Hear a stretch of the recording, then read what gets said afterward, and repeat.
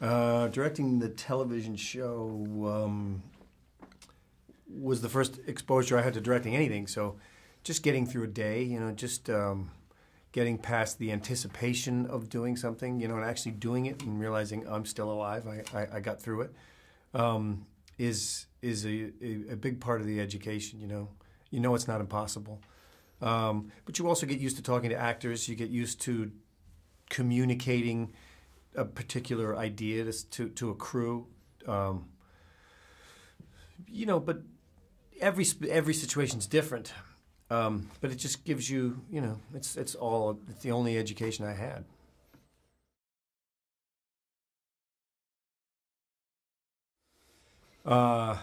It was a gift directing Phil. It really, is the way I look at it now, particularly. There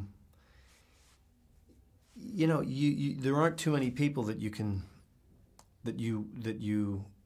get the benefit of giving a direction to, and then watching someone watching him execute it in a way that you think, well, that no one in the world I know could do that. There are scenes we didn't use. There are, emotional scenes that he could do 6, 8 times, and you think, I don't know anyone that can do that. It happened almost every day. There'd be a scene, I'd think, if only he would turn around. Well, I'd be watching the monitor, and then sure enough, he would turn right around, at the right moment. He knew exactly what he was doing, except for when he didn't want to know.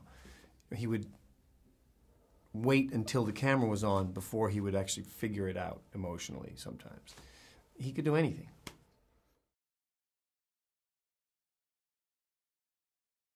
Well, the time frame, everything is rushed, unless you have a lot of money and it's a giant, film.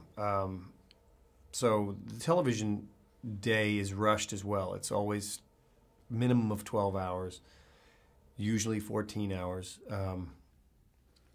But the structure is different in that the show is there, the stages are there, the actors are there for an extended period of time. So if you miss a scene or you run out of time, which happens, you just come back and do it the next day.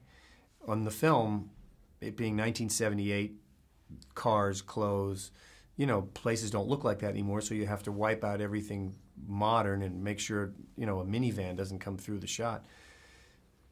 The sort of stress of that, or the difficulty of putting all those pieces together and having that small amount of time to then be creative, knowing that time is running out, and if you don't get it, chances are you won't be able to put all these pieces back together, adds a layer of a degree of difficulty to it that isn't necessarily helpful.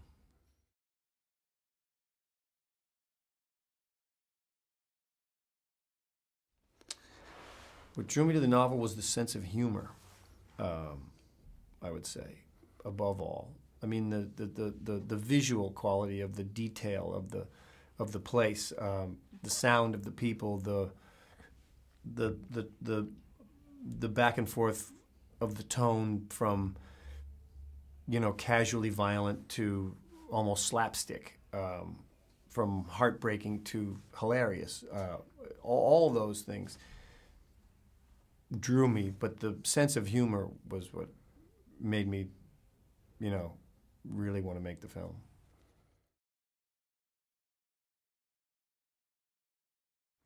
You can't. Neither can I. No one can. If only someone could. The ability to think up things like that to say in the moment and to have the courage to say them. I don't know who has, no one has that.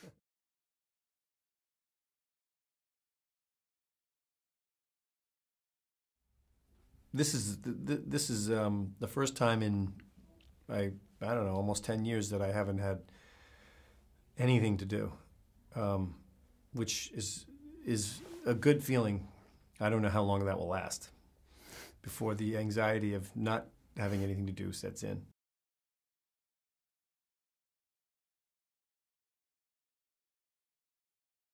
Yeah, there are a couple that I that I thought would make good films. Then I've gone back and revisited them, and they didn't work as well as I thought they did, or someone else had the rights to them, but I like the process of adapting. I'm not really a screenwriter.